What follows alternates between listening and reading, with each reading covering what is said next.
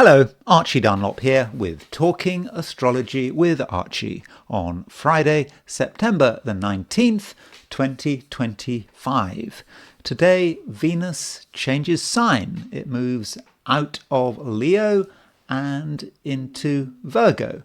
And this sign change is potentially important. It also takes place at the same time as the moon changing sign, also from Leo to Virgo. So that means that we've got a conjunction between the moon and Venus, right at the beginning of Virgo.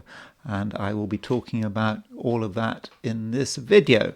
But first of all, let me look at the astrology and the I Ching for today, which is Friday, September the 19th, 2025. So here is the chart for today, which is Friday, September the 19th, set for New York at noon.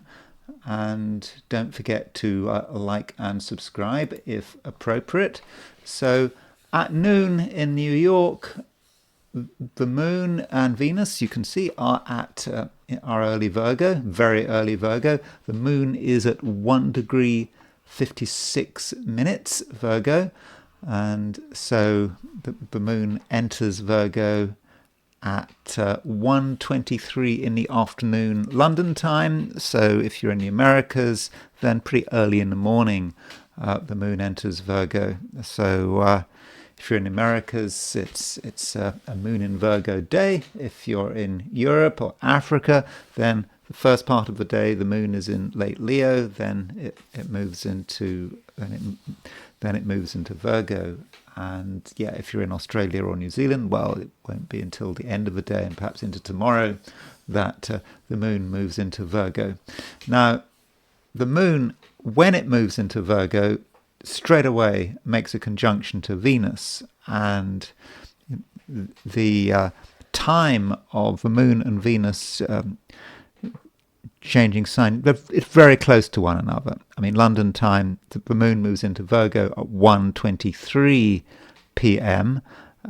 Then at 1:39 p.m. Venus moves into Virgo. So I think that's like they're just 16 minutes apart, that sign change. So when you've got two sign changes, the same sign taking place within 16 minutes, that in itself might be significant. That is one way of looking at astrology. You look at a build-up when you've got more than one planet occupying a degree or even an arc minute, then that might be something that could trigger some sort of wider event.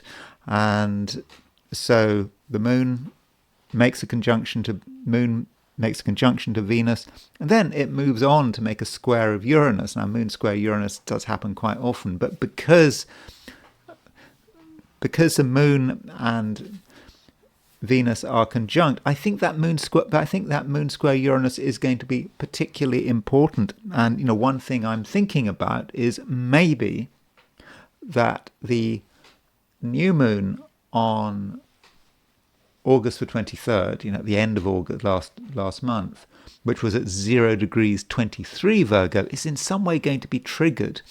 And, we're, moving towards the very end of the lunar cycle, but we're not quite there yet. And so maybe we need to think back to what was happening in late August and consider, certain places that it might be impacting. And I'll be looking at that, later in the video. And, aside from that, we have got a Grand Trine in air.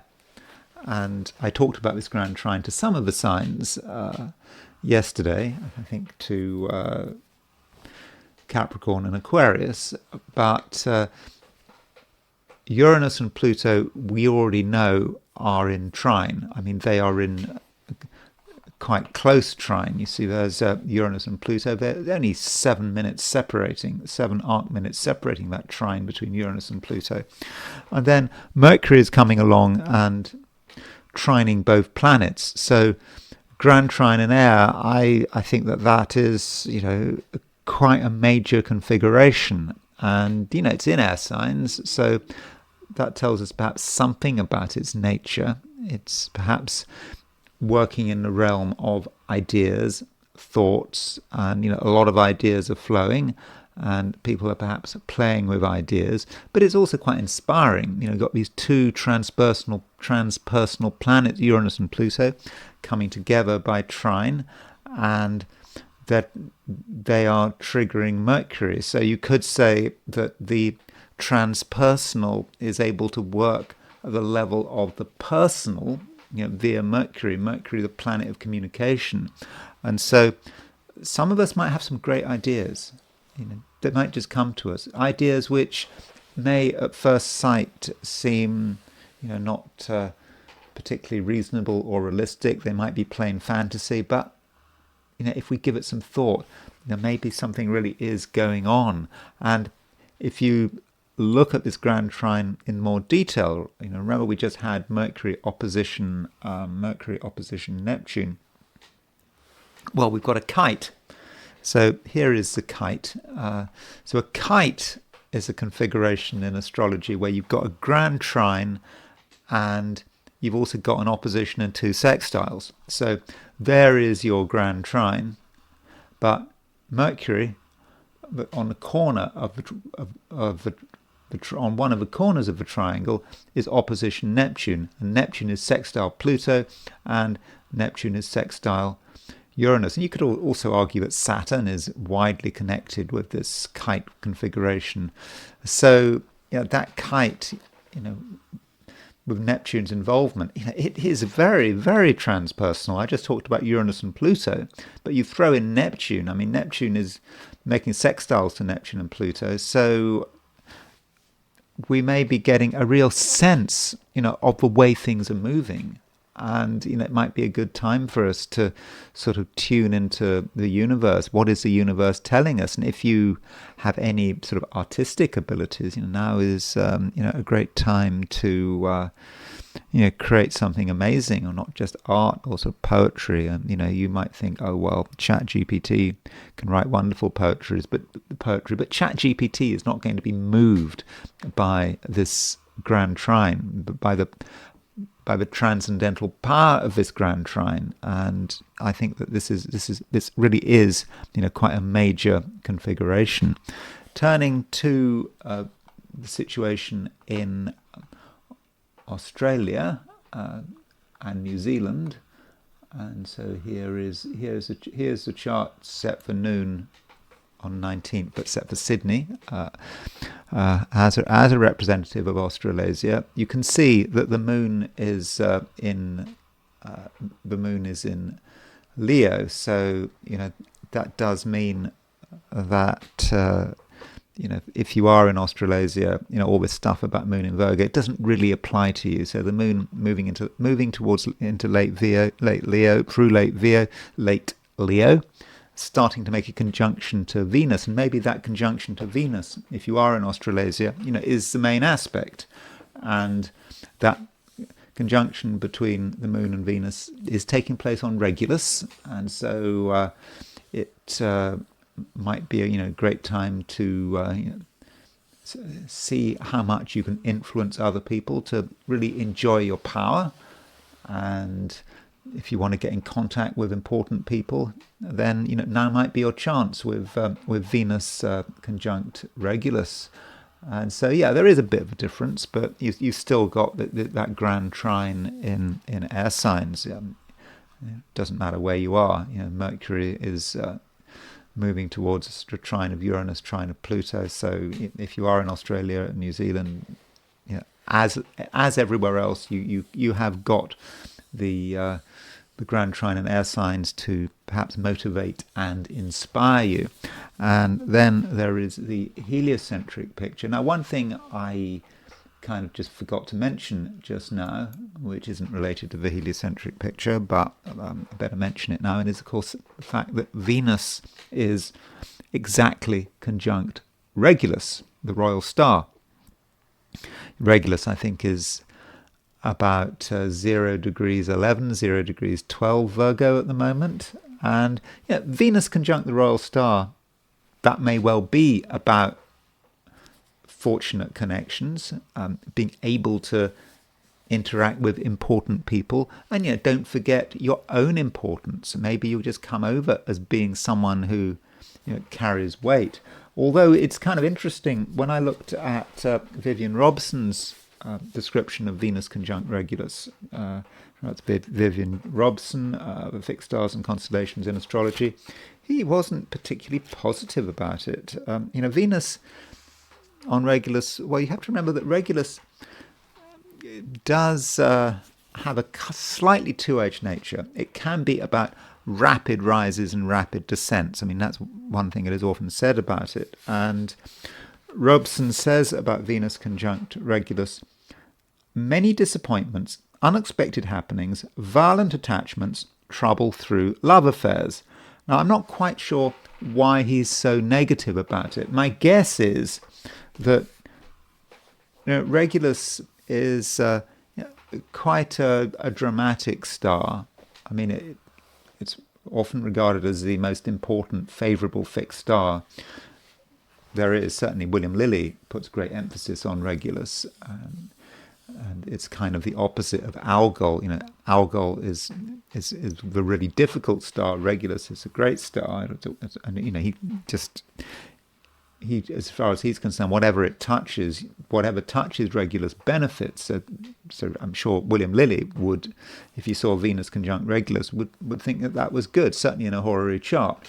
But maybe Regulus is just too much of a good thing. And how can Venus really function? A feminine planet, quite sort of negative and receptive. Maybe being conjunct Regulus, it sort of burns it out. But I have my doubts. I mean, remember Winston Churchill and Margaret Thatcher both had the moon conjunct Regulus. I mean, not Venus, but still a feminine negative planet. And clearly Margaret Thatcher and Winston Churchill, whatever you think of them, they reached the heights of power. So I wouldn't worry too much about what Vivian Robson said. I think that Venus conjunct Regulus, is a positive. Now, turning to the heliocentric picture, I mean, Earth and Saturn getting very close in the same way that Sun is very close to the opposition of Saturn, because Sun opposition Saturn is the same as the Earth conjunct Saturn. One is a geocentric view, the other a heliocentric view. And many of us are probably now starting to pick up on that Earth conjunct Saturn, which is exact sort of in 2 days' time. By less than 2 days' time, isn't it? Sort of more 1.5 days' time. So that will be exact over the weekend, and that could create its own problems. And I think we're perhaps feeling a bit wary. What are we going into? What is happening in this world in which we live? And things might not work, quite as well as expected. And on the plus side, I think that Earth conjunct Saturn does make us quite realistic. But it's not just Earth conjunct Saturn, it's Earth sextile Uranus. And so the Saturn-Uranus sextile, it's getting closer and closer. I mean, we're dealing with two slow-moving planets, but with the Earth picking up on both planets in the sextile, well, maybe we're starting to feel tense, and we can see that change is round the corner, and it just might be a change that some of us might be rather concerned about. And I think that's it. I probably missed something, but I don't think there's a huge amount to report that we don't know already from a heliocentric view. So it's now time to look at things from the perspective of the 12 signs. So these are my forecasts for the 12 signs for today, which is Friday, September the 19th, 2025. Aries. Things are happening. I mean, things are happening for all of us. It's not necessarily very specific to your sign, but we do have a Grand Trine in air signs, and this Grand Trine in air signs is something that you need to make the most of it. And it is about ideas. There are lots of ideas flowing, and so be patient, and be patient with the cosmos.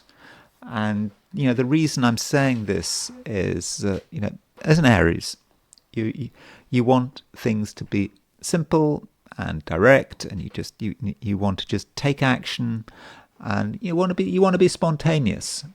And this Grand Trine in air signs is certainly very interesting. It's giving you lots of ideas, but the question is, have you got the patience to see it through? To just have the patience to just sit and listen. Now, as an Aries, you are very good at making connections. You can make the connections between, all the things, happening around you. Some of them, might just be these weird coincidences, things suddenly occurring to you, people doing something you weren't expecting, and it at first doesn't make sense, but you're an Aries, you can make quick connections, and so you do have that capacity for making quick connections.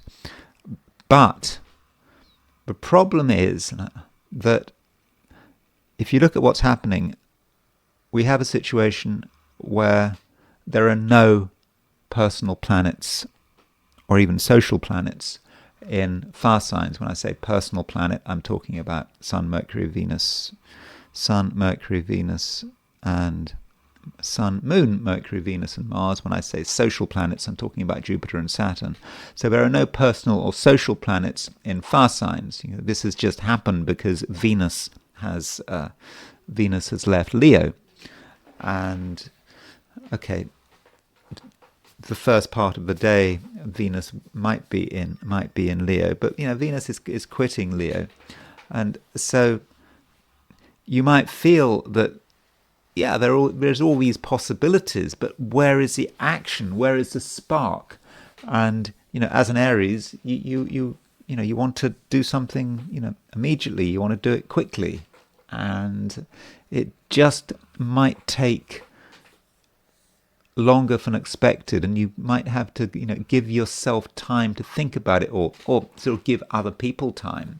Let people finish their sentences. Let people sort of work it through. Now, if you're worried about this, then one approach might be to have an early start, because there is a Moon-Venus conjunction right at the end of Leo in a fire sign. But this conjunction takes place, London time, 1:21 in the afternoon. So if you're an Aries in Europe, you've got something to do, get it done by lunchtime. Now, if you're in the Americas, that conjunction is taking place early in the morning. I don't think you want to get up sort of almost in the middle of the night to take advantage of that Moon-Venus conjunction. So if you're in the Americas, it might be a particular problem. You might really find, when you wake up, when you're addressing the day, the Moon and Venus have both left Leo. There's nothing in fire, and so there might be nothing to get your teeth into, or at least that's how it might feel. And so especially if you're an American Aries, you have got to be patient. Things have changed. Things aren't as quick as they used to be. And it's going to be, important that, you're able to tune into your ideas, other people's ideas, and you let these ideas develop. And just because something isn't clear straight away, it doesn't mean that you should just dismiss it out of hand. And you might also find, Aries, as you go through the day, that things you thought were going to be, quite sort of quick and straightforward, just require more effort, more energy, and more care. they need to be carefully looked after. They need to be, you need a sense of detail which you might not be ready for. So if you're going to do something that's important to you, give yourself time, and don't take shortcuts. It is not a day for taking shortcuts, particularly the last part of the day. If you take shortcuts today, I just don't think it's going to work, and you're not going to come to sort of quick answers. I mean, it would be great if you could, but just as I said, be patient. I mean, you absolutely have the resources, you have the abilities, you have the material, and indeed you probably somewhere have the enthusiasm to do everything you need to do, and to do it very well. But you've just got to adopt the right approach, and just not be in so much of a hurry that you just trip up over yourself, that you get angry, frustrated. Things might take just longer than expected. Taurus. Venus is changing sign, and I think that this is important. And as far as when Venus changes sign, well, to an extent it depends on your time zone. If you're in the Americas, it changes sign pretty early. I think it's at 9:39 in the morning if you're in New York, which would be 6:39 in the morning if you're in California, even earlier if you're in Hawaii or Alaska. So yeah, American Taurans, you pretty much got Venus in Virgo all day. If you're in Europe, perhaps around lunchtime. If you're in Australasia, well, pretty late in the day. But it is a change. Whenever it does happen, it is a change which I regard as being fortunate. Venus is not just moving into Virgo; it's moving on to the fixed star Regulus, and all of a sudden you're going to feel better about yourself, and you're going to feel that you're moving into your element. Venus moving into an Earth sign, moving out of Leo into Virgo, and perhaps things are going to be more comprehensible, and at the same time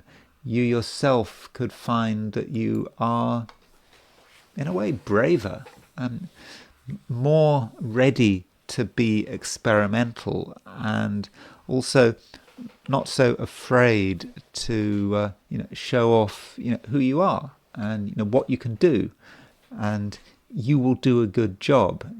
It's not a time for having doubts or to thinking that you're not good enough, because you are most certainly good enough at the moment. And furthermore, Taurus, you're going to be very good at telling everyone how good you are.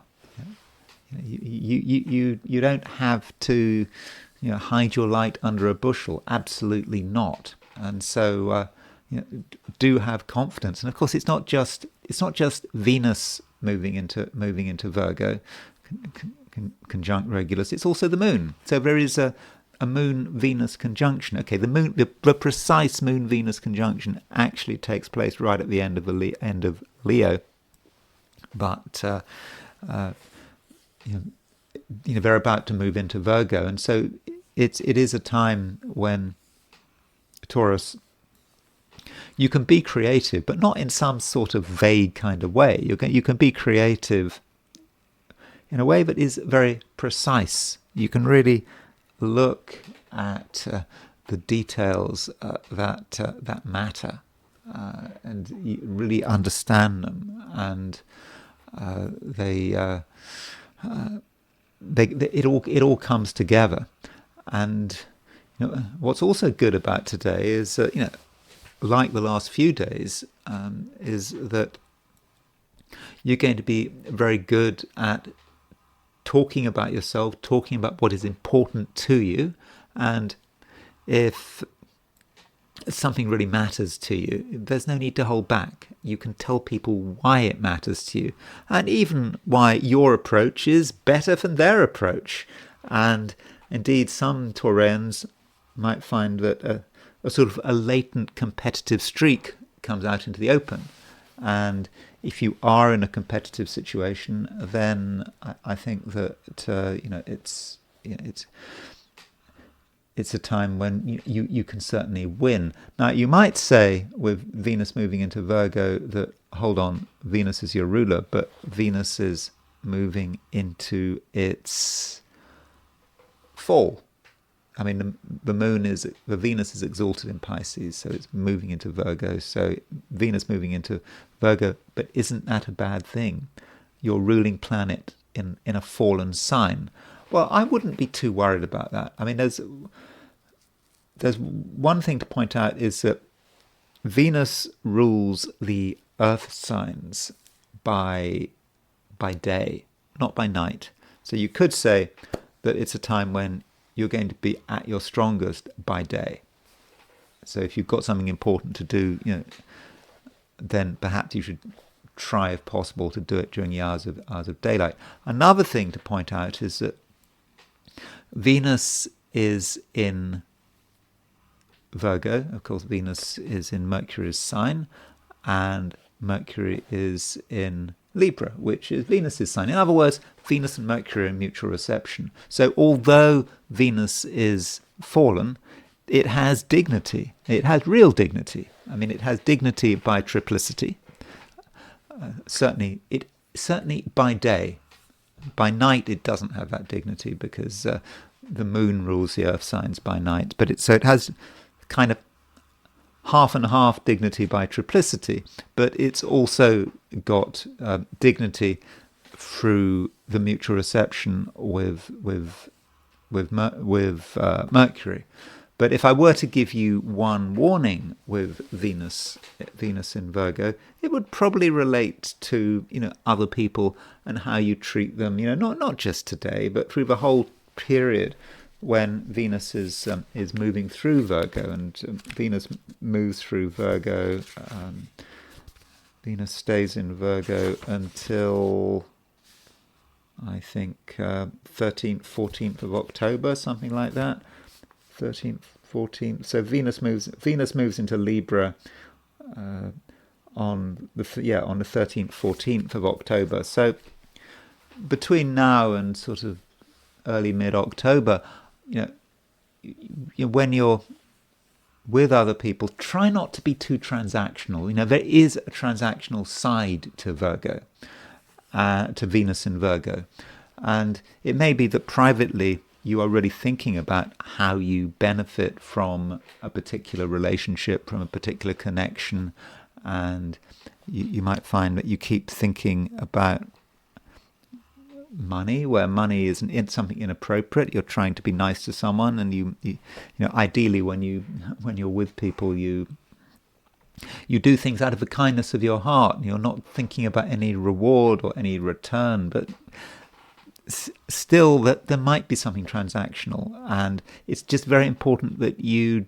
don't show this. I mean, the thing is, we are all transactional, all of us. We try and deny it, but privately we are all thinking about ourselves. Every connection we make, well, not every connection, but very often we're thinking, well, how are we going to benefit from this? It's all very pleasant on the surface, but deep down we are looking after ourselves at many different levels. And the key here, Taurus, is not to be too blunt and not to give the game away. We live in a social world, and social niceties are important. And if you come over as being too transactional, well, that could be embarrassing. Gemini. Mercury has just moved out of Virgo and moved into Libra. And so, with that sign change, you could argue that you lost some strength, because Mercury was, it was in Virgo in its own sign, but now it's moved into Libra, so perhaps it's not quite so strong. I mean, Mercury does rule the air signs by night. Saturn rules the air signs by day. So maybe, this is a time, broadly speaking, where you might be on better form during the hours of darkness than the hours of daylight. That's certainly possible. But Venus is moving into Virgo. And so that means that Mercury and Venus are now in mutual reception. So Mercury and Venus are in each other's sign, and Mercury gets dignity because of this mutual reception. And also we know that Mercury is in Libra, of course, and Libra is an air sign, and you're an air sign, and so that gives you room to breathe. It allows your mind to wander, and it creates excitement for you, possibilities. And it's what really helps Mercury, what really gives you a boost, is the fact that there is a Grand Trine in air signs. Mercury is making a trine to Uranus. Mercury is making a trine to Pluto.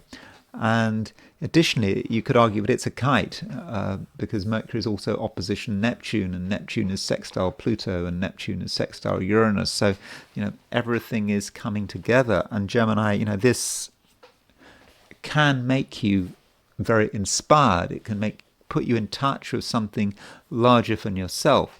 Now, that doesn't mean to say that it's automatic. I mean, there are different types of Geminis, and some Geminis, and I'm saying this as a Gemini myself, they can focus on the wrong things. They can just get caught up in something completely trivial, and they don't see the big picture, and they don't see the beauty of the universe because they're just concentrating on something else, or they have just decided to divide everything up into its component parts and just completely missed it. So that's one aspect of Gemini that you have to be careful about. And also Geminis can deep down have issues of faith, not believing it's possible, and this can be very limiting. They refuse to see, and that might be it might be like I did actually get to read the Narnia Chronicles in the end, and I think is it the last one, the last of that sort of last book in the Narnia Chronicles. Of course, the Narnia Chronicles were kind of Christian propaganda, but the last book was talking about these dwarves who could see everything happening, but the universe, huge things were happening. There was a possibility of redemption, one world ending, another something else starting, people having a capacity to go to heaven, and all of this, and the dwarfs just couldn't see. They refused to see, and maybe those dwarves can be like Gemini. There are always amazing things going on, but you just have your eyes closed. You're looking down. You're asking too many questions. You're being just skeptical for the sake of it, and that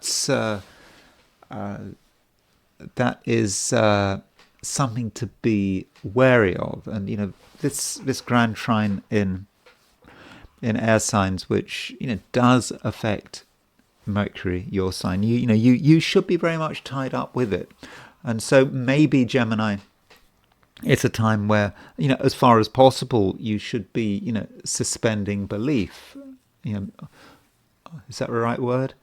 Just not asking too many questions. Just take things at face value. Just look at the spectacle, because that spectacle is there. I'm not saying that you're going to have some wonderful concrete vision. It's just you have an idea, that you have an inspiration. It's there, but you just don't want to block it. I think that really does matter.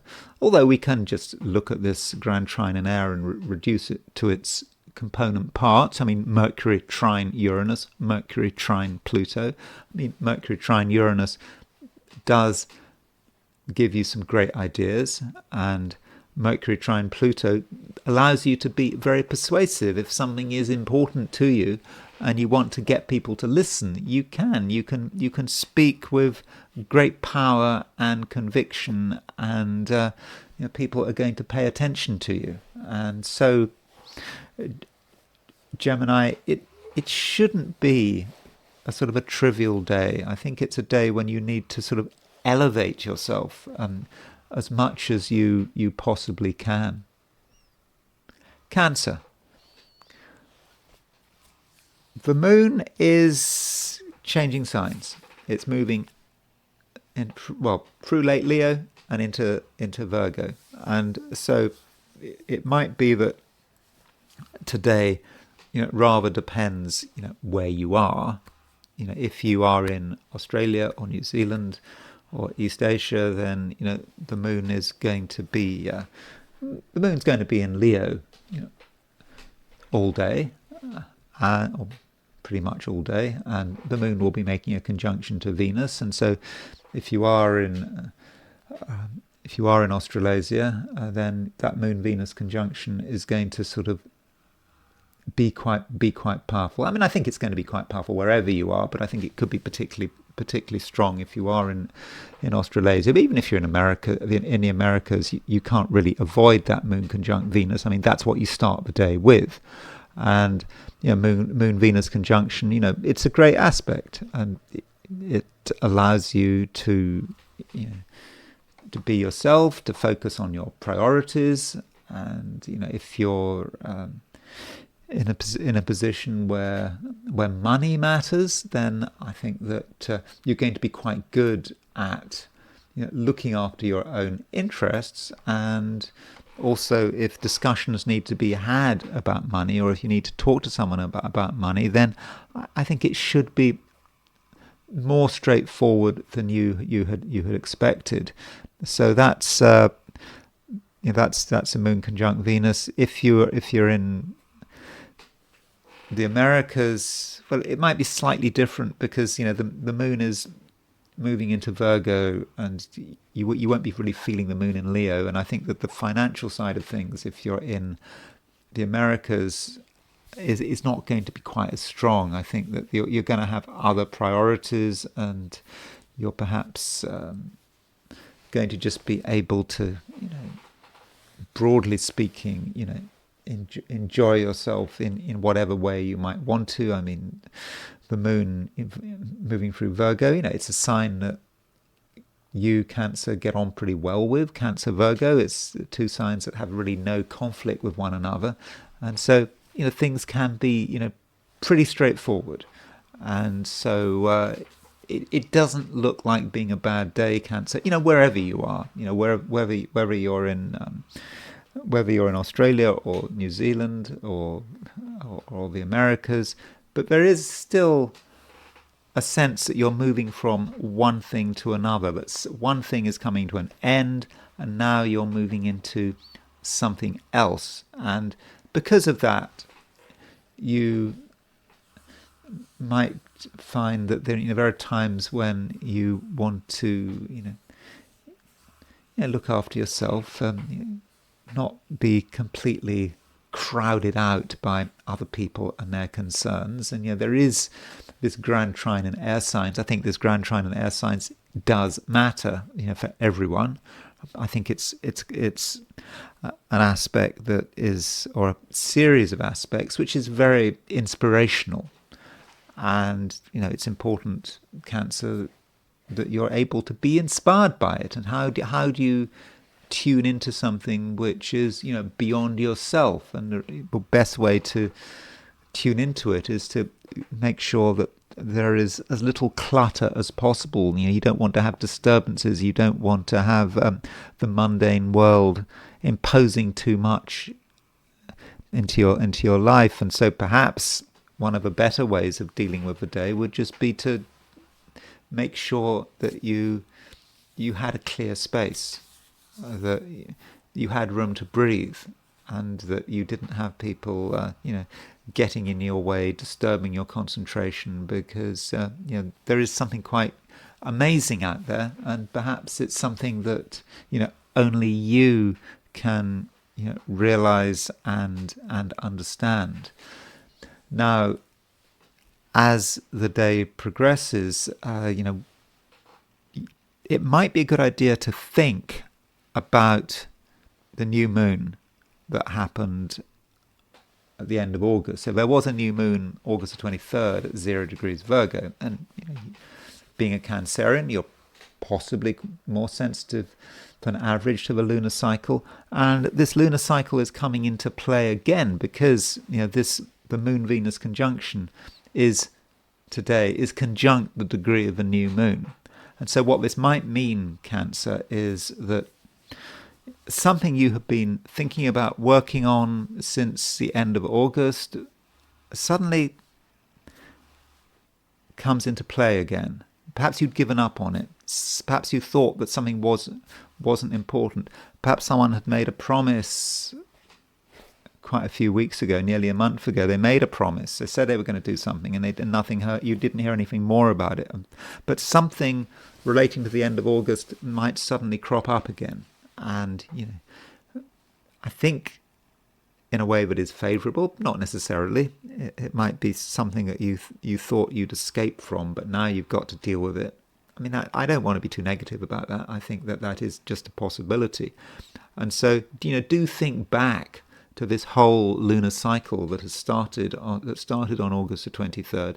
Remember, there is a new moon coming up, and now that the moon is moving into Virgo, the sun is already in Virgo, so this is the end. This is the end of the lunar cycle. So before the lunar cycle comes to an end, because with the new moon eclipse, there might just be something that needs to be finished off, and you thought it was finished, but really it was only half finished, or maybe it was 90% finished, but it wasn't completely finished.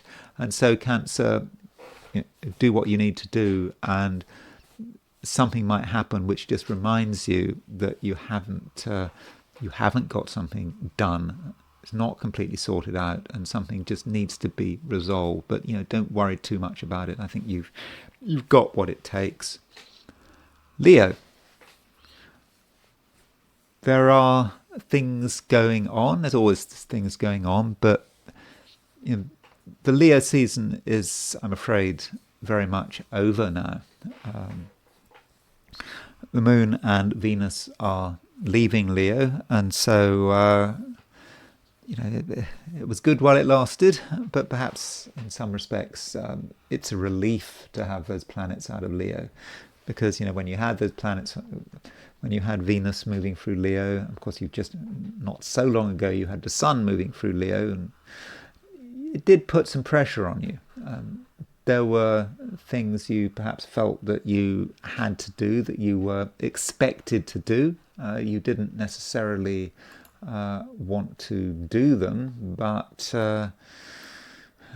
you perhaps didn't have a choice. And additionally, feeling self-conscious. I mean, that can be one manifestation of planets in Leo, because perhaps you were thinking that you were expected to do something. But now that Venus is moving out of Leo, the last planet moving out of Leo, and of course the Moon is moving out of Leo as well, the spotlight moves away from you, and that might give you sort of more space. You can do things your way, and you don't have to worry so much about what other people are doing, how other people are pressurizing you, and you perhaps have the time to just get your bearings, concentrate on the things that matter, and making sure also that you're able to see things through. So there may be things that you have started, you had ideas, and there were things that you were hopeful about, but then there's a question is, do you actually have the resources to see it through to completion? Do you have what it takes? And this may be about material resources. With all these planets moving into Virgo, we now have Moon in Virgo, Venus in Virgo, Sun in Virgo. With these planets moving into Virgo, that can put a certain emphasis on the financial side of things. As I've already mentioned. Now this Virgo emphasis is kind of not going to last forever. It's not going to be intense for too long, because you have the sun, your ruler, is, it's at 26, 27 Virgo. So in a couple of days' time, it will move out of Libra with the equinox. But just in a run up to the weekend, it just may be that you feel that there are things of a financial nature that perhaps you have to sort out, and that having a good sense of detail, might really matter to you, and it could be quite important. But it's not the only thing going on. And one thing going on, which I'm talking about quite a lot, is the fact that there's a Grand Trine in air signs. And I think that this Grand Trine in air signs is going to affect all of us in different ways. And I think, as far as you're concerned, I think that this Grand Trine is potentially quite exciting. And although I have suggested that you are perhaps enjoying not being in the spotlight, that doesn't mean to say that you can't get quite a lot from conversation, talking, listening to what other people have to say. Mercury is now in Libra. Mercury is a planet of communication. It's making a trine to Pluto, trine to Uranus. Uranus and Pluto, from a Leo view, are in very sociable parts of your chart. And so it could be that you can really benefit from being with people, or talking to people, or just getting some insights. Doesn't mean to say you have to spend the whole day in another person's company or in other people's company, but always listen and look for ideas. You've got some ideas yourself, but you haven't got everything. And remember also, Leo, is that with planets moving out of Leo into Virgo, there's nothing in fire anymore. There's only now we've only got Neptune in Aries. That's it. And so as a Leo, you might be feeling that lack of fire. And so when you have a lack of fire, what do you do? And it might just feel that on your own, you can't create much. There's a sort of a lack of inspiration. But you are quite inspired. But you are inspired in a way, but it's just difficult to see it through. And you kind of get a vague feeling of inspiration, but it's just seems a bit two-dimensional. And so perhaps what you need to do is to be with other people. Other people might have the inspiration that you yourself are lacking.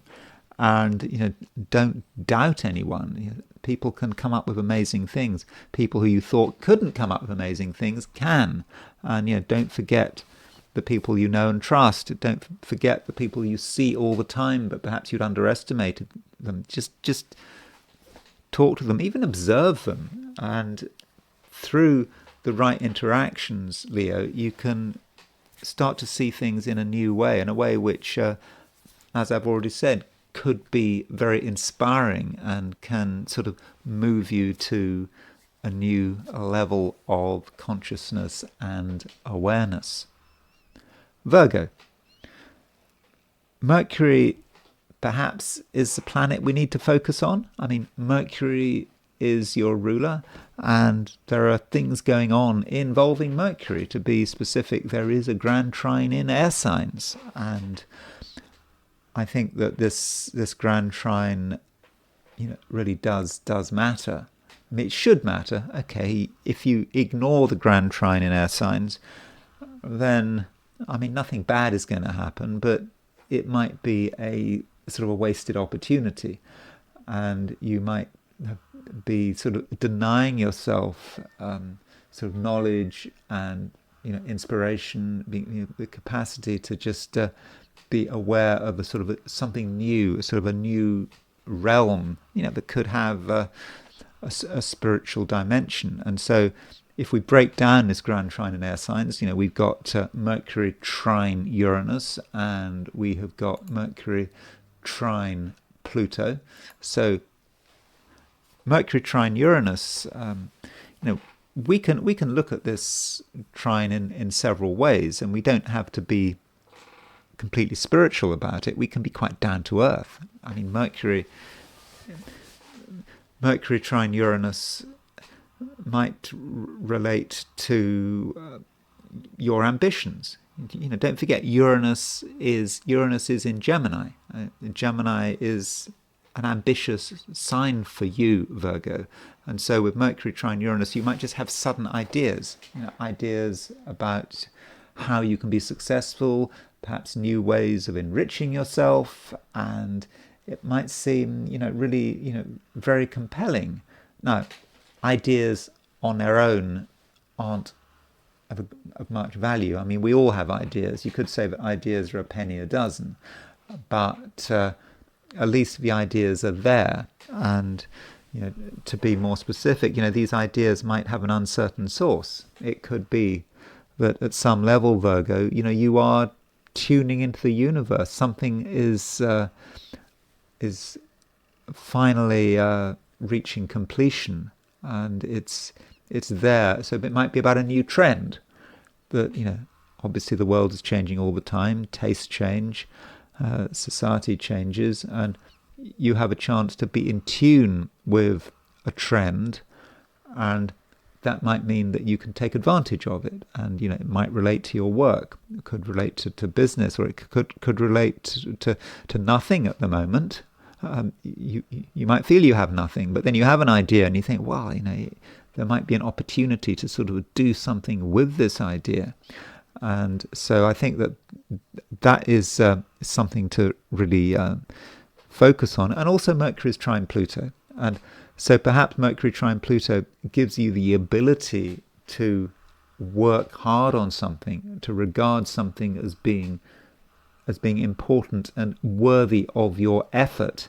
And so if you push yourself, perhaps almost obsessively, then you can take an idea, something which seems random, seems inaccessible, and you can make it real. And at the same time, we have got the Moon and Venus moving into your sign. Venus moving into your sign is, that's great. Okay, it may not happen until pretty late in the day if you're in Australasia. Okay, if you're in the Americas, Moon and Venus will move into your sign pretty early. So it kind of depends to an extent on your time zone. If you're in Europe, then it will be around lunchtime. So it does depend where you are. But with Moon and Venus moving into Virgo, that does put the emphasis on you. And with Venus moving into your sign, it goes without saying that you can really project yourself, and it's therefore important that there are no doubts. There shouldn't be any doubts, and you can come over as being someone who is accessible. People are going to, I think in most cases, they're going to like you. They're going to enjoy your company, and they also might find you reassuring. You can put things in perspective, and you will come over as being pretty down to earth. And don't forget, we've got 3 planets in Virgo. At least by the end of the day, there'll be 3 planets in Virgo, and so it's a time when people are coming down to earth. And you, Virgo, are perhaps the most down to earth of everyone. At least today and tomorrow, or into the weekend, you can be.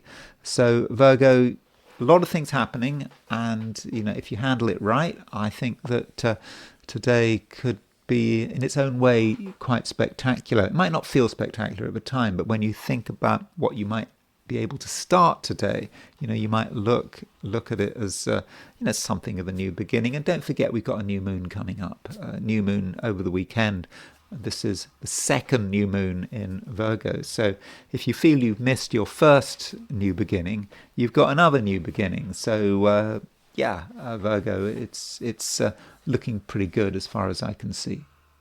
Libra, things are in a process of change, and it's not just about today. It's just about the next few days, and it may be difficult to know exactly what's going on. You think that a change is happening, and you start getting ready for it, then something else starts to come into play, and it all gets rather confusing. And so Libra, maybe you need to get some distance from it all, because if you put yourself in the center of things, then you could really be sort of buffeted sort of to and fro, and it just may be very difficult for you to know where things are going. And I'm not saying it's bad. It could be quite exciting, but it could also be exhausting. And don't feel that you have to reach any conclusions. Absolutely not. And don't feel that you have to necessarily commit yourself to any particular course of action, or indeed not commit yourself.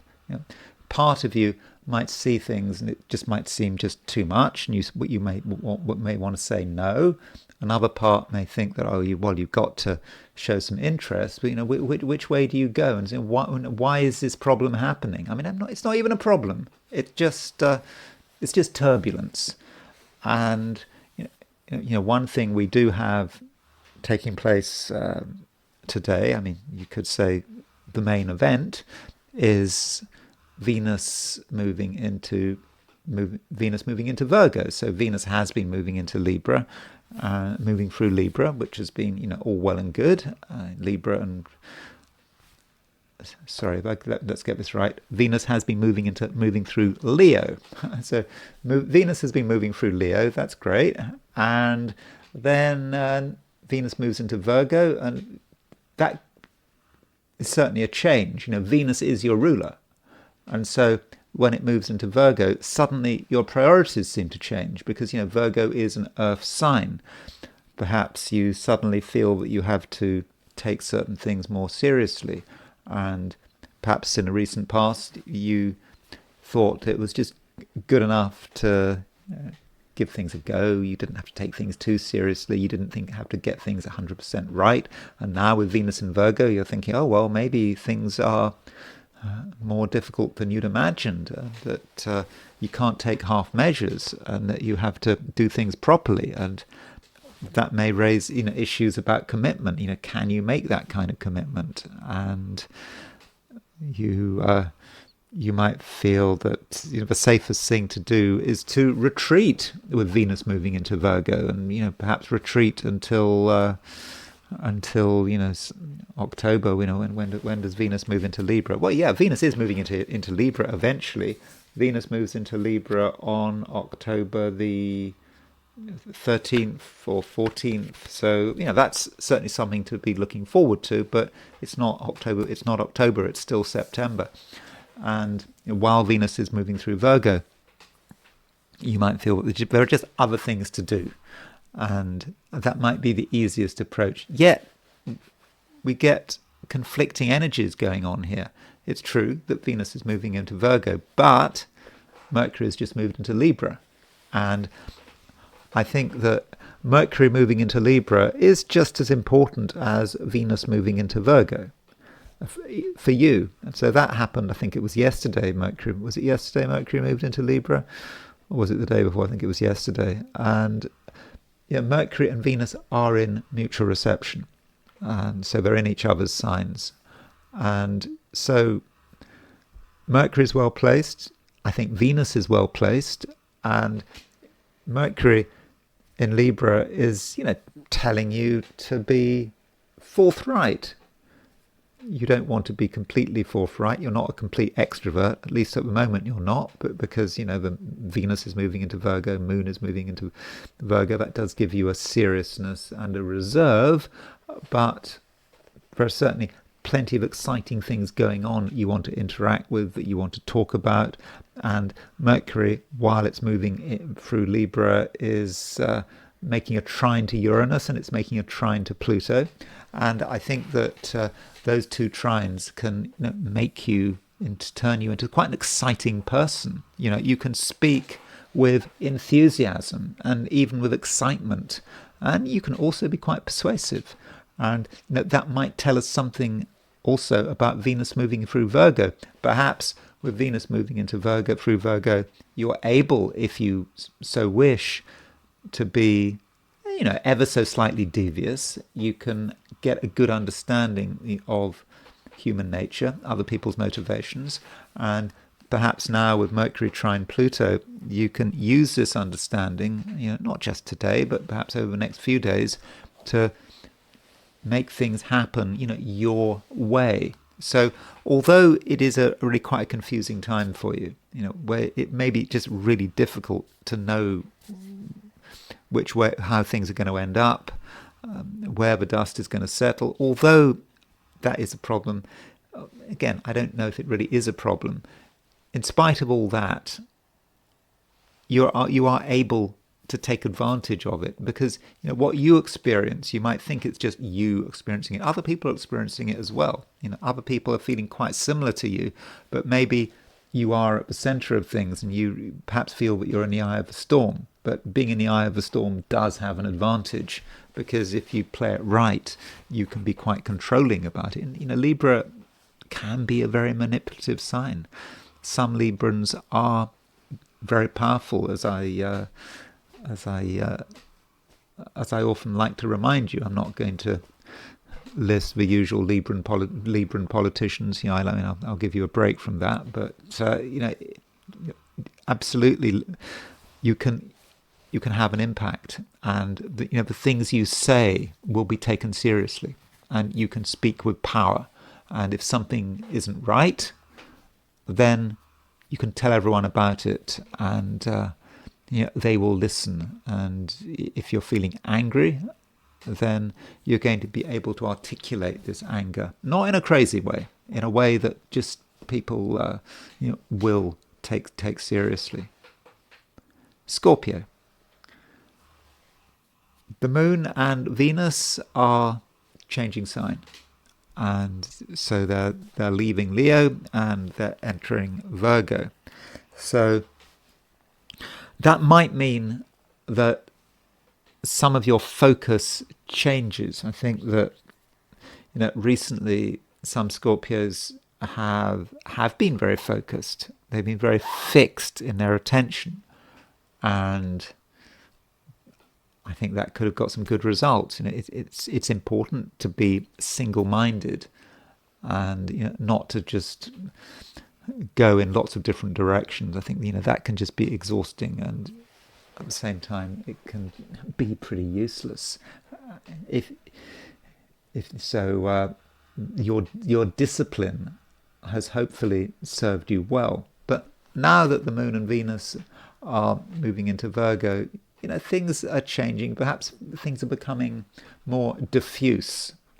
You're more able to see, the various, possibilities around you, and you're able to be more flexible, and perhaps also to be more friendly. You may be now sort of an easier person to deal with, and over the next few days, certainly over the weekend, try your hardest to get on with people, to see,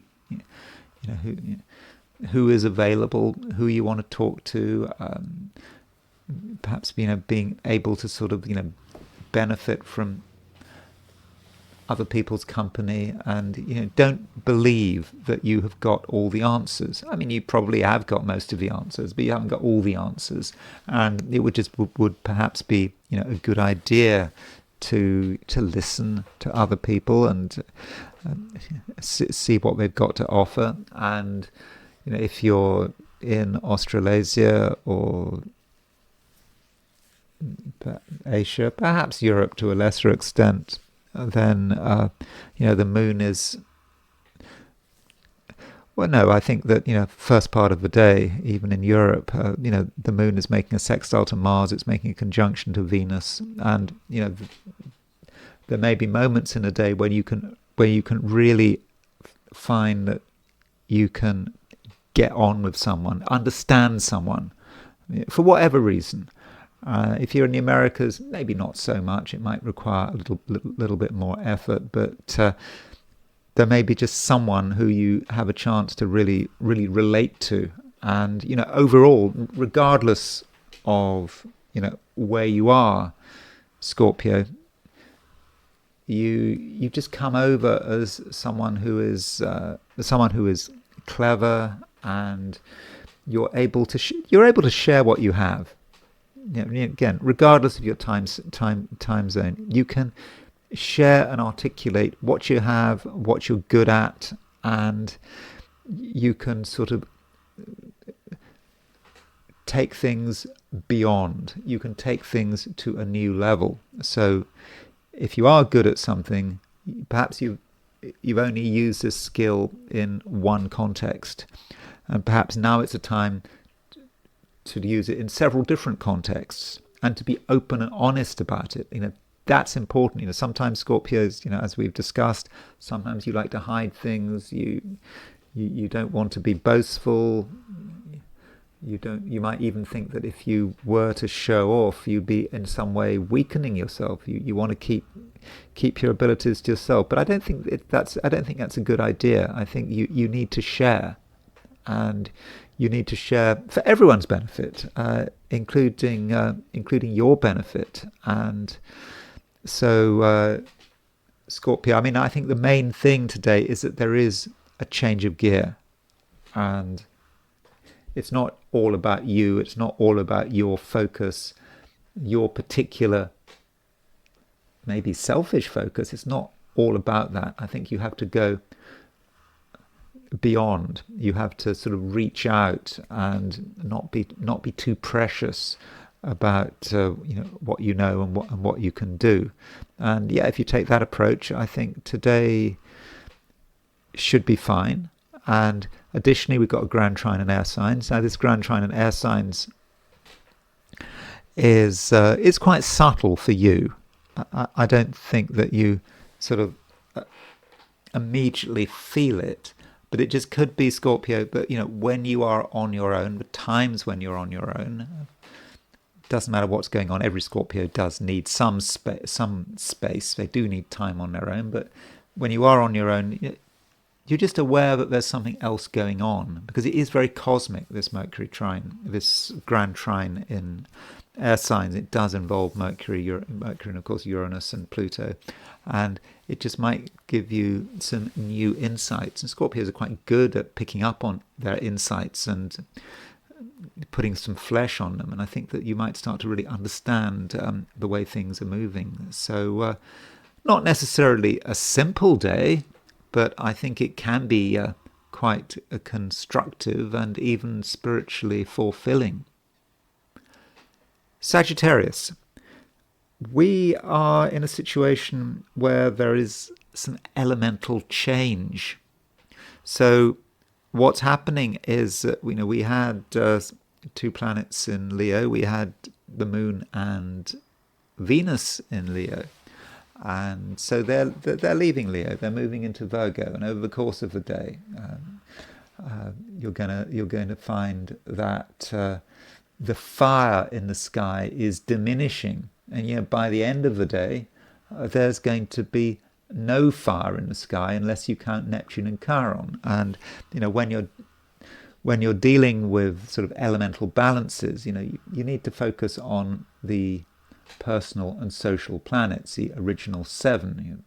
The social planets are, of course, Jupiter and Saturn. And so, Sagittarius, you are a fire sign. I think that you respond well when there's a lot of fire in the sky. And when there isn't so much fire in the sky, like now, then you might find that you just can't quite get it together. There might be a lack of application. And you get used to it, but there just might be a bit of a shock over the course of the day as you realize the things that you had perhaps been relying on to give you inspiration are just not there anymore. And so there'll be maybe moments where things just feel somewhat flat, and it's important that you get over that, and you realize that there are different ways of working, and you kind of have to substitute that fire maybe with a Grand Trine and air signs. Now, air and fire, they're both positive, but air and fire are two different kinds of energy. Fire is about action. It's about taking the initiative. You could say it's about intuition as well, if you look at things from a Jungian perspective. So you've got fire, and air is slower than fire. It's more considered. It's more about ideas. someone who's very fiery can be quite impatient with air. Air just takes a long time, too much talking. But you have to work with what you've got. And this Grand Trine in air signs is perhaps a good substitute. It does represent the universe, and because you've got Mercury trine Uranus, Mercury trine Pluto, Uranus and Pluto, these two transpersonal planets, it is very cosmic, and Mercury is able to be in connection with these cosmic forces, and you can be in connection with them. That might not be immediately obvious, but if you work with it, if you're prepared to think things through and also talk them through, it's not just about you having to do the thinking. You can talk to people, and right now you might be somewhat impatient with other people's words and what people are saying, and you might think that people are saying too much, but somewhere in the words and the ideas that you're listening to, you can still make a connection, and you can realize that something really is going on. Something could be going on of importance, and you make the connections. You perhaps haven't got the energy to take the action, but that might come later, and it will come later. And so you can really be quite inspired today, and just bear in mind it can be the kind of inspiration that on the surface doesn't seem exciting. You can't see the immediate pathway to action, but I think sooner or later that pathway will open up. Now, another thing going on, which is kind of slightly different, is the fact that we have got the Moon and Venus moving into Virgo over the course of the day. Now, happens early in the day if you're in the Americas, very late in the day with Australia, in sort of Australia and New Zealand. But Venus moving into Virgo does keep the Virgo emphasis up. So you've just had Mercury moving out of Virgo, but now Venus is moving into Virgo, and with Venus moving into Virgo, I think that this does allow you to project yourself very well. I think the way you look is going to be important, particularly if you're trying to achieve something, if you're trying to impress someone. So, Venus is a planet of beauty. It's a very sort of aesthetic planet. And so Venus in Virgo, paying attention to your look, and it has to sort of fit the environment. It has to fit the situation. And I know it sounds kind of a bit trivial. I don't understand that kind of stuff, but I'm not really someone who understands beauty and aesthetics. But apparently, it's important to some people, and it is important for you, I think. I mean, if I'm just looking at the symbolism there with Venus and Virgo, you're able to be attractive, to look attractive, and it's going to have an impact on how seriously you are taken, apparently. And so use that Venus in Virgo. And it's not just about today. Venus does stay in Virgo until October the 13th and 14th. So while Venus is in Virgo, unfortunately, it sounds very sort of mundane and sort of trivial, but the way you look, the way you present yourself could matter, and it may matter to you. It could make you vainer than usual. It is a sort of a situation which is rather like, because looking in the mirror. I mean, I don't know how much you look in the mirror in general, but maybe you'll find yourself looking in the mirror more than usual. And it's not just about vanity, because I think at some level you know that presentation is important, even if you take the view that it shouldn't be important. But overall, also I think that that Moon Venus moving into Virgo is going to help you get yourself together in terms of your ambitions, and you can sort of present yourself very, very powerfully. And Venus is on Regulus, the royal star. That is another reason really to make the most of today in a sort of a material and career sense. So you have got a lot on your plate, a lot to think about, and it might be a bit overwhelming, but I do think that you can handle it. Capricorn, we're getting an Earth emphasis, kind of. I mean, we have got 3 planets in Virgo now, or we're about to get 3 planets in Virgo, plus we've got the South Node in Virgo. And of course, Capricorn, you are an Earth sign, and I think that you appreciate it when there are planets in Earth. And so, recently you may have been a little bit unsure of yourself.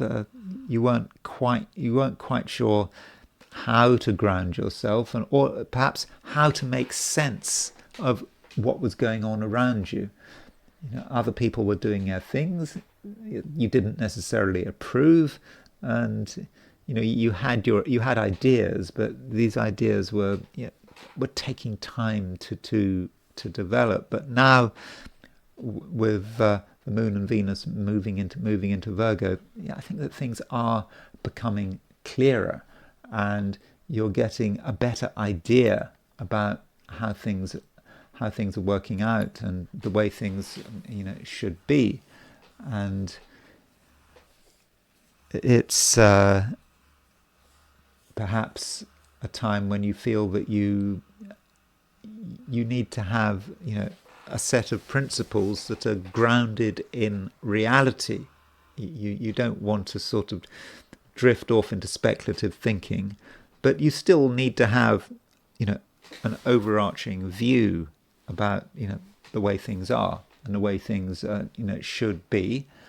And the one reason for this is, you don't want to be confused. And there is a lot of confusion around the place, and still, Capricorn, I think it is a time when there are a lot of things that you don't fully understand, and you may be sort of afraid of the great sea, this sort of tide sort of washing at your feet. Where could it sweep you? And so how do you deal with the chaos around you? Well, you deal with it perhaps by creating some kind of system, a set of ideas which can see you through. And that is, in one sense, it's the right thing to do. And with the Moon and Venus moving into Virgo, you want to have a sort of a sensible philosophy which can see you through. And you shouldn't regard it as the only philosophy, the only set of ideas. And maybe Capricorn, what now is about creating almost an interim set of ideas, a system which will perhaps take you through the next few weeks, will allow you to sort of make sense of things. And maybe in a few weeks' time, next month perhaps, as you move into October, you can change your ideas and you can start to look at reality and really think about how things are and have a different approach. And also today, Capricorn, I think that you are quite focused on your own ambitions, or at least having thoughts about your own ambitions. Mercury has just moved into Libra, and Mercury is making a Grand Trine to Uranus and Pluto. So we've got a Grand Trine in air signs, and Neptune and Mercury in a cardinal sign, in a high-profile sign in the Capricorn chart, is very much linked in with this Grand Trine, and this could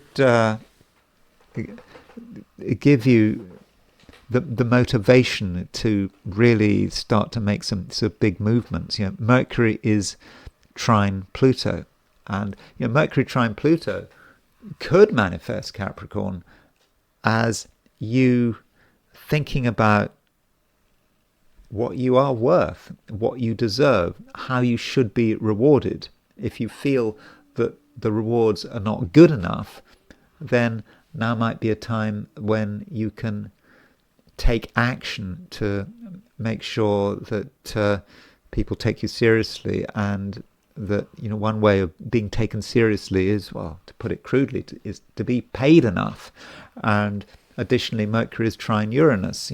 That means that in terms of your work and your ambitions, you can change the way you work, and you can change the structure of the way you work, and it can be disruptive. It might be disruptive to other people, but it's perhaps good that it's disruptive to other people, because it's showing that you're in control. So this Grand Trine and air signs really could work in your favor. Now, at first sight, you might regard it as being confusing, because Capricorn is not an air sign, obviously, and so Grand Trine and air signs, there's a sort of a new energy coming in, and to begin with, you're not quite sure how to deal with it. But if you make a special effort to integrate it into your life, as I've already just said, then it can really work in your favor, and it could be useful, in terms of your ambitions, but also how you are rewarded,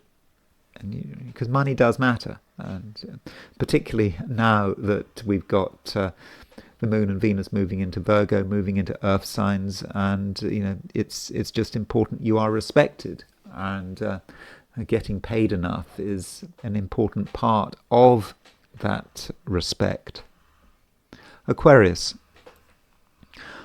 Yesterday I talked about a Grand Trine in air signs, and I'm going to talk about it again, because that Grand Trine in air signs, it's even stronger than it was yesterday. Mercury today is making a trine to Uranus. It's making a trine to Pluto. Okay, those trine to Uranus, trine to Pluto could have taken place yesterday. It depends on your time zone. Could have taken place late on Thursday, early on Friday, I think, if I got that right. So the Mercury trine Uranus, which I just talk about, Mercury trine Uranus, it could have happened late in the evening in the Americas. Even the Mercury trine Pluto could have been late in the evening, depending on where you were. But it's Thursday, Friday. Let's not split hairs. I think that this Grand Trine is very much in action, and it is in air signs, and you are an air sign, and so that means that Pluto's moving through your sign, and it's picking up on Mercury and Uranus. So this means that things can move very quickly, and it's all happening on your level. This is the kind of event that you respond to extremely well, and so things could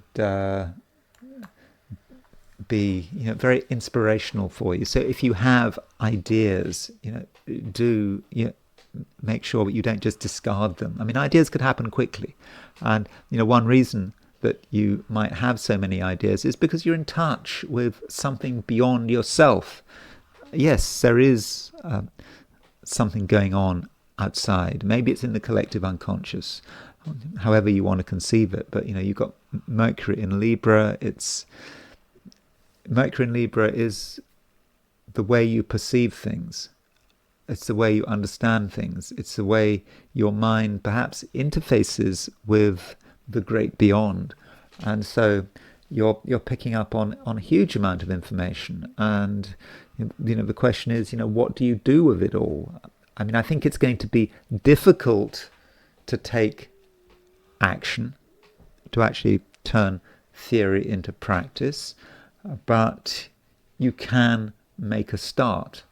And perhaps the practice has to take place first, at an emotional level. So what I'm saying is that you have an idea. It's a very powerful idea, but it's just an idea, and you have to make it important to you. You almost have to make it part of the way you feel, not just think. And once that happens, there's a possibility of you moving to the next stage, for it to become anchored in the material world. So it's a longish process, and you shouldn't necessarily expect immediate results. But the point is, right now, you are you are inspired, and you're also serious about this inspiration. Well, not when I say inspired, I'm not talking about anything sort of pie in the sky, new age. It's take it or leave it. It's something that's important to you, and you need to make it important to you. I think that really does matter. And one point about relationships, the sun is your relationship ruler, arguably, because the sun rules Leo, your opposite sign, and we need to track what the sun is doing. It is the run up to the equinox. We do have the equinox coming up very soon. Of course, with the equinox, the sun moves from Virgo to Libra, and also we've got the sun making an opposition to Saturn. Sun is getting very close to the opposition to Saturn. So I would perhaps suggest that you do pay attention to the important people in your life. They may be undergoing a change. In the end, I think it's a change for the better. But with the sun moving towards an opposition of Saturn, it might be that someone is feeling not 100%. They may be feeling sorry for themselves. There may be something bothering them. And perhaps, Aquarius, you just need to be aware of it and show some sensitivity. You're quite capable of being sensitive at the moment. So there's nothing trivial about you right now, and you're able to take things seriously. And it would be good if you could take not just yourself seriously, but also take the important people in your life seriously. Pisces. We still have activity in Virgo. In fact, you could say we have increased activity in Virgo, because the sun has been in Virgo for some time, getting ready to leave Virgo. We've got the South Node in Virgo. And we've now got the Moon and Venus moving into Virgo. So that puts a lot of emphasis on your opposite sign. And that might mean that that puts a lot of emphasis on other people, and perhaps the kind of pressures that other people can place on you. And remember, we now have a build-up to a new moon. We've got a partial eclipse right at the end of Virgo. And that partial eclipse, well, I'll be talking about it in my next video when I talk about what it means for this new moon eclipse to take place in your opposite sign. But it does mean that it might be difficult for you to really think about yourself, or there may be a struggle there. It's you against other people. It's your interests against other people's interests. And the South Node is in Virgo. And with the South Node in Virgo, Pisces, the temptation is there to put other people first, to think that your priorities are of secondary concern, because it's easiest. But I would suggest that you do hold firm. Remember, the North Node is in Pisces. That's telling you, where you should be going, how you should be responding. It's important that you look after yourself, that you stand by your own interests, however much the pressure. And I think there could be some pressure, especially maybe with the Sun making an opposition to Saturn. Is Sun opposition Saturn? Okay, the Sun opposition Saturn, you can very much feel it now. I mean, it's not exact today, but Sun opposition Saturn can be you against another person, your interests, their interests. If there is a clash, then in the final analysis, it's best that your interests win out, 9 times out of 10. Though on the plus side, we have Moon and Venus moving into Virgo, and that can happen this morning in the Americas, very late today, very late in the evening, if you're, or even perhaps into tomorrow if you're in New Zealand. But that Moon-Venus conjunction in Virgo, that does have a positive light. Okay, the Moon-Venus conjunction itself takes place right at the end of Leo, but you've still got Moon and Venus moving into Virgo and being pretty close to the conjunction. That may say something about another person, something going on in the outside world that you need to pay attention to. You don't need to be completely distracted by it, but perhaps someone is waving at you, is asking for you to take notice of them, and you should, but not to such an extent where you forget your own needs. So, other people, the world out there cannot be ignored. You have to pay attention to it, you have to understand it, and you have to understand the kind of pressures that are being placed upon you. But that's not the same thing as giving in. I think that you do really have to hold firm. I think that really does matter. And finally, Mercury is making trines to Uranus and trines to Pluto. And that may also say something about relationships. I've just said that relationships have to be treated carefully because you've got to think about your own needs. That's all true. But at the same time, consider the possibility that someone, perhaps represented by Mercury, can really move you along, can be quite inspiring. And so, do be open-minded to an extent. You don't want to be too open-minded because you've got to look after your own interests, but be sufficiently open-minded to understand what another person is communicating, and they might be communicating something that might be quite inspirational. So those are my forecasts for the 12 signs. And now it's time to look at things from the perspective of the I Ching. So I asked the question, what is Friday going to be like for those watching the I Ching section of this video? And the first hexagram I got was hexagram number 9, which is the taming power of the small. Now, taming power of the small is kind of indicating that, we shouldn't be taking things too far. Now, when I looked at the astrology for today, there was a lot going on. I went on about this Grand Trine in air signs, and I was quite enthusiastic about it. And maybe this hexagram number 9, doesn't really support that, at least to begin with.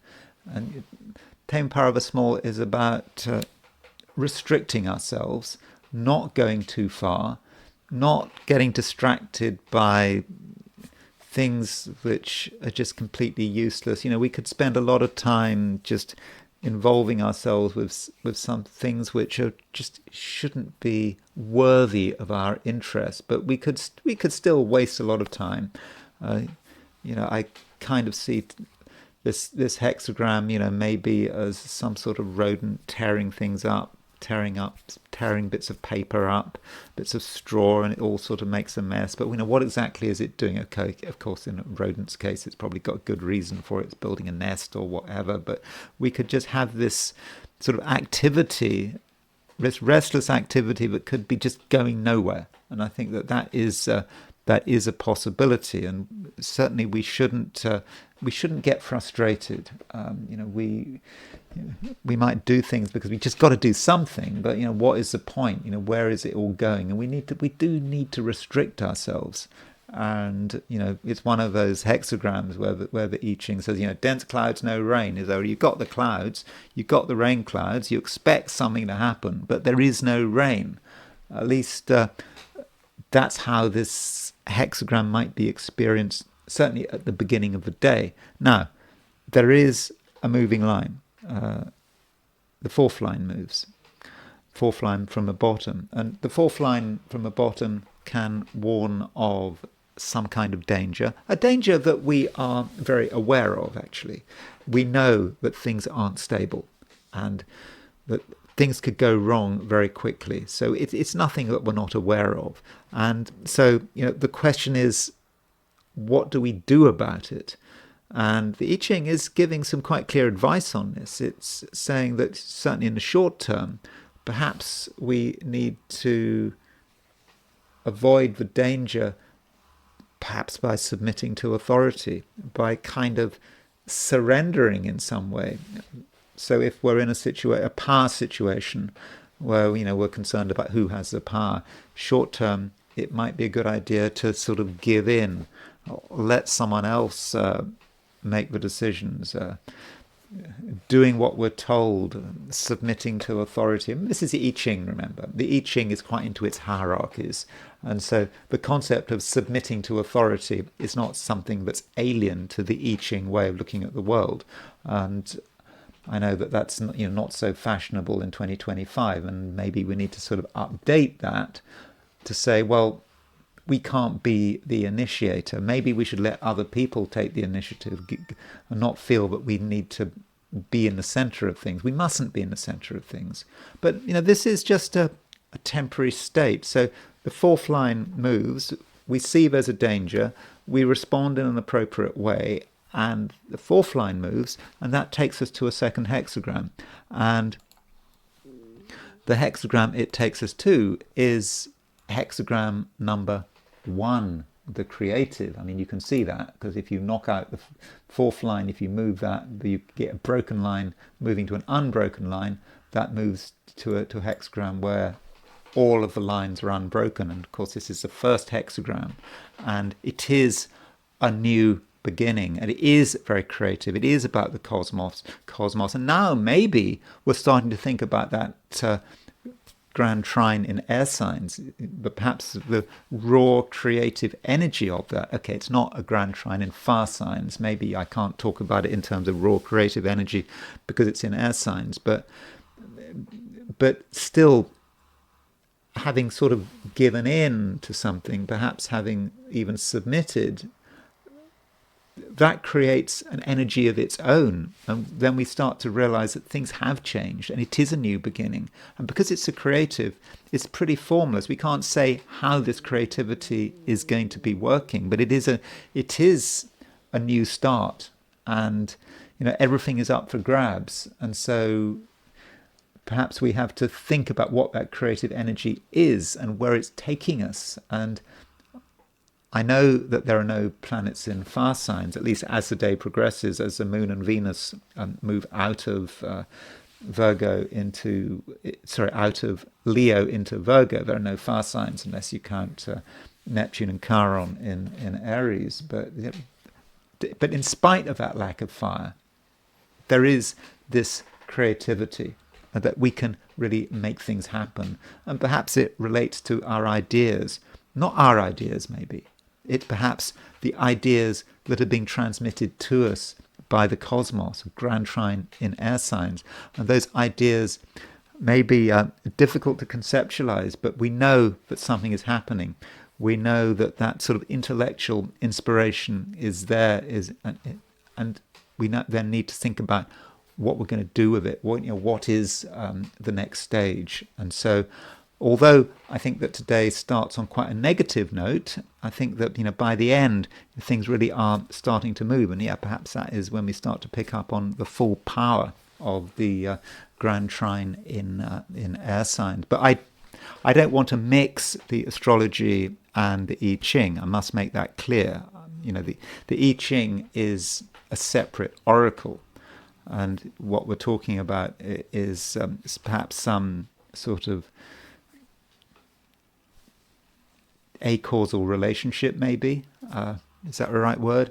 But, they are working separately, the astrology and the I Ching, and the I Ching needs to be respected for itself. But I think that it kind of reflects what is going on with the astrologically, and perhaps it moderates it as well. So that's the I Ching, and I want to finish by looking at Venus in Virgo, because today Venus does move into Virgo. So here is the moment that the sign change happens. So here is Venus in Virgo. It is here. So precise moment when the moon moves, when Venus moves into Virgo. So I make it 1:39 p.m. London time. which is early in the morning, fairly early in the morning in Americas, very late in the day, perhaps even into tomorrow if you're in Australasia. And so, that is a big change. We've got Venus having spent all its time in Leo. Now everything has left Leo. The Moon and Venus leave Leo pretty much at the same time. And so, Venus in Virgo, has perhaps a difficult reputation.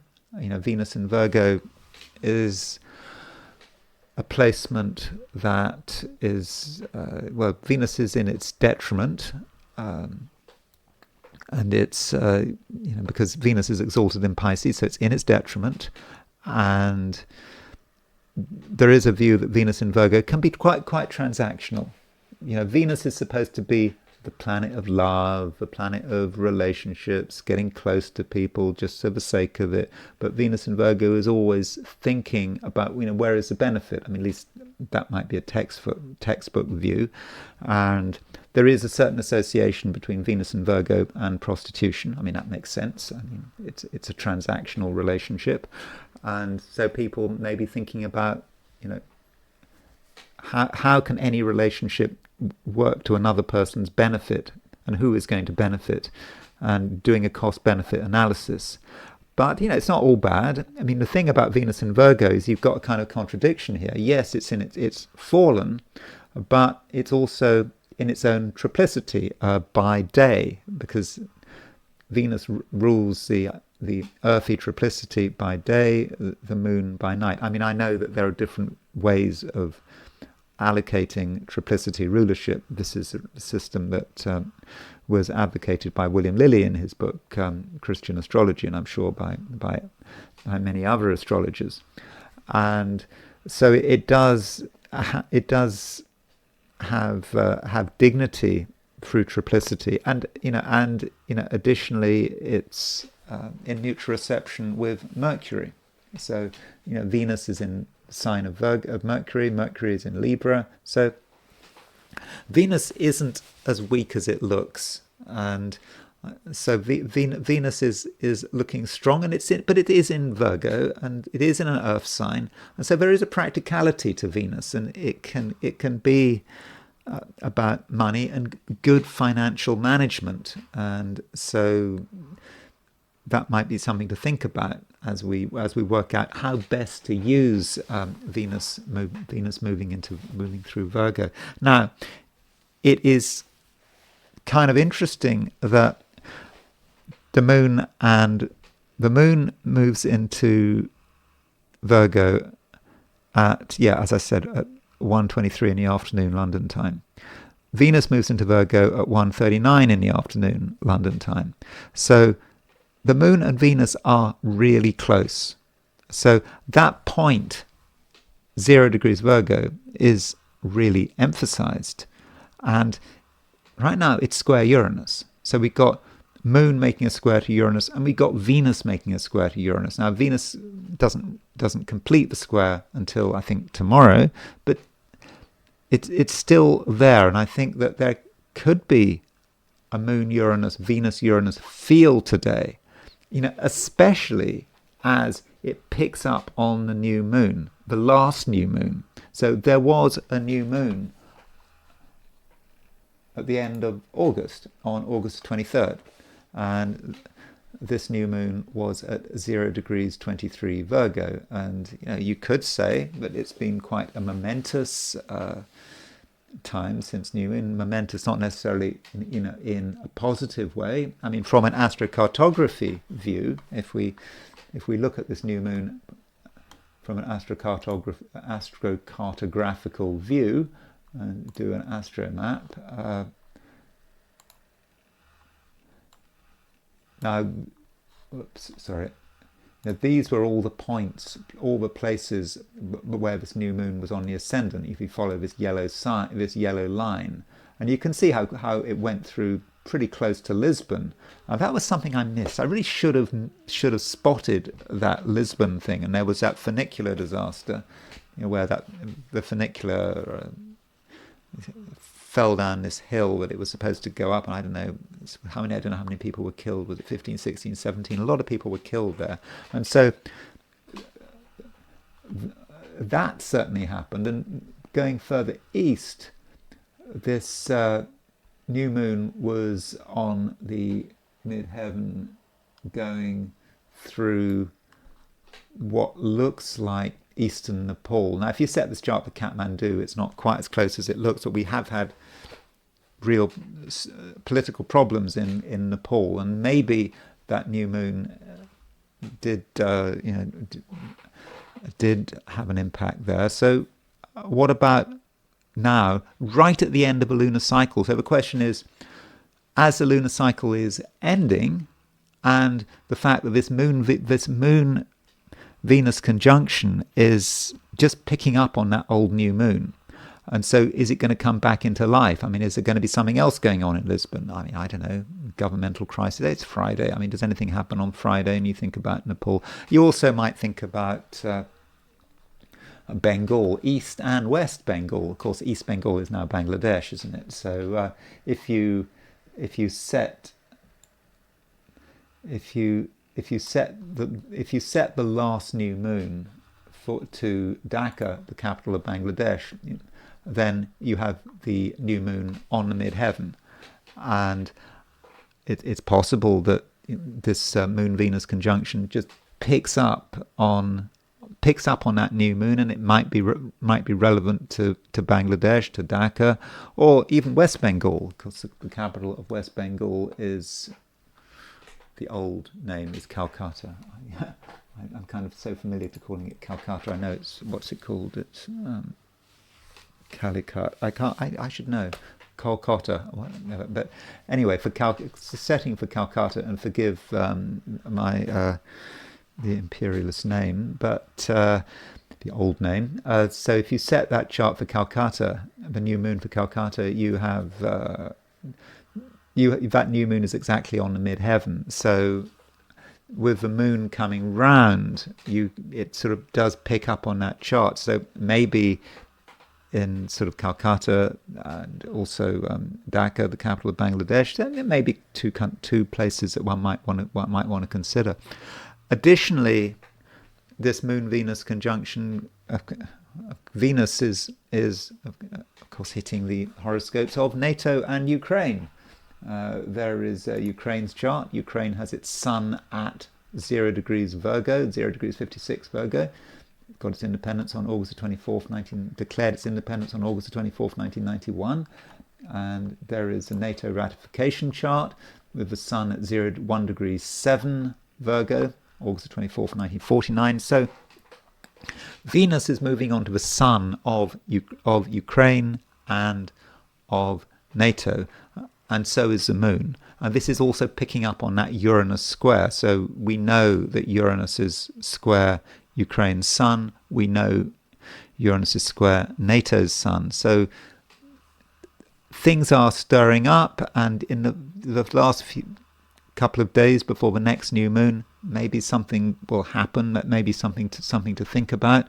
I mean, this is all very theoretical. I'm not saying anything is going to happen. And if you've been watching my videos long enough, you'll know I talk about lots of different places. And if you do a follow-up, you find that very often not much happens. And so, this is perhaps a problem with astrology. And of course, I give skeptics plenty of mileage here, but that can't be helped, can it? But so that might be just a way of looking at this Moon Venus conjunction. I just think it could be quite significant, the fact that this Moon Venus conjunction is just picking up on the August the 23rd new moon, and that might be political, it might be collective, it might just be about you and what think about what was going on at the end of August, and perhaps this Moon Venus conjunction allows you to have a new beginning, a second new beginning. So if you've missed the first new beginning, you may have a second one. So there it is. I've ended on a message of hope. So thank you very much for watching. I hope you have enjoyed this video. If you did enjoy this video, I'd be very grateful if you were to like it. If you're not subscribed, I'd be super grateful if you were to subscribe. If you want to buy me a coffee, there's a link in the description, and I will talk to you again tomorrow.